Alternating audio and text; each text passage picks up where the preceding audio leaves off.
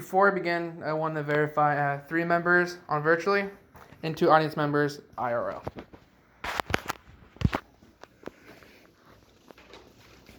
Hi, my name is Anthony, and my informative speech is about the Second Amendment. In 1791, our founding fathers ratified the first 10 amendments that we now call the Bill of Rights. The United States used the Bill of Rights to outline the rights and powers of both citizens and the government.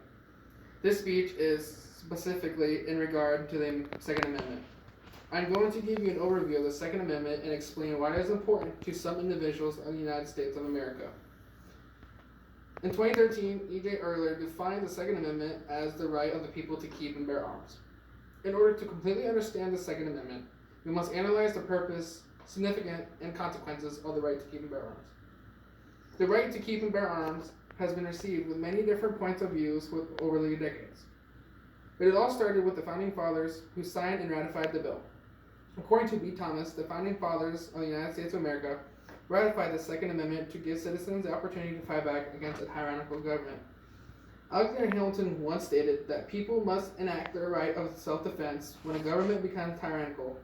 The meaning of the Second Amendment has evolved since 1791. In present times, one way citizens see the right to keep and bear arms is an opportunity for the people to defend themselves against brutal forces. Furthermore, the Second Amendment prohibits the government from restricting the ability of the people to fight back against a tyrannical government if they deem necessary. It also provides the citizens the ability to combat cruel military forces. According to M. Wilson, the Second Amendment is a constitutional principle that is fundamental. The Second Amendment provides people with the way to defend their home and the ability to provide their own food by hunting wild game. Some statistics I have found through ConnectUsFund.org states that 3 in 10 American adults report personally owning a gun, and an additional 11% reported living with someone who does. Procon.org stated that 32% of gun owners reported using their guns for hunting and 70% using their guns for target shooting. Additionally, the source reported 67% of gun owners cite protection, 30% of gun owners cite hunting, and 30% of gun owners cite sport shooting as the reasons for owning firearms. One argument against the effectiveness of the Second Amendment is the idea that the accessibility of weapons can increase the occurrence of gun violence and crimes. According to A. Swear, the majority of felons that commit gun violence stole the weapon from someone they know or bought illegally. Another idea for gun control was restrictions placed on the accessibility of an AR-15 weapon to citizens in an effort to increase safety. According to E.J. Erler, the AR-15, also known as the assault weapon, uses the same caliber bullets as an average hunting rifle. On the other hand, when Americans were asked about their thoughts on why Americans should keep the Second Amendment, many stated that it represented an important symbol of individual freedom. According to J. Gremlich and K. Schaefer, America's gun owners was divided over whether owning a gun is a crucial part of their identity. Gun control across the United States is ranked at different levels in each state, and each produces their own consequences. Those consequences vary in both positive and negative outcomes.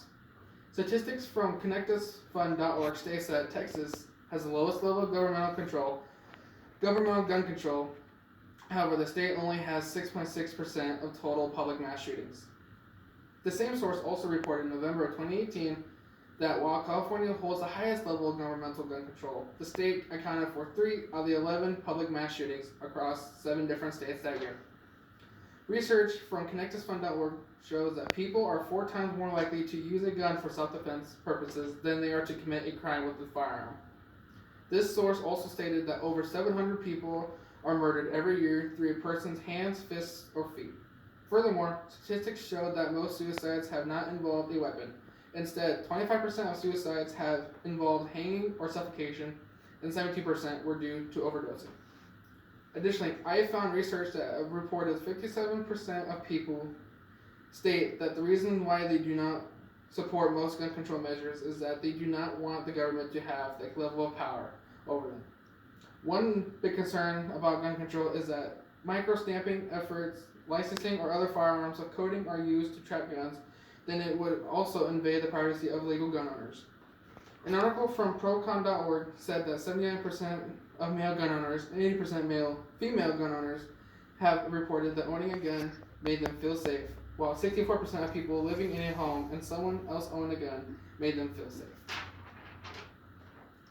Just because gun laws get more and more strict does not mean criminals will never have a firearm in their possession. As mentioned before, the Second Amendment does not just mean the right to keep and bear arms for self-defense. To some Americans, the Second Amendment is a right that provides citizens with freedom. The majority of Americans purchase guns legally and use them for protection, hunting, and sport shooting. Furthermore, many felons already get their weapons illegally. Many Americans are still split on the propositions to keep or change the Second Amendment.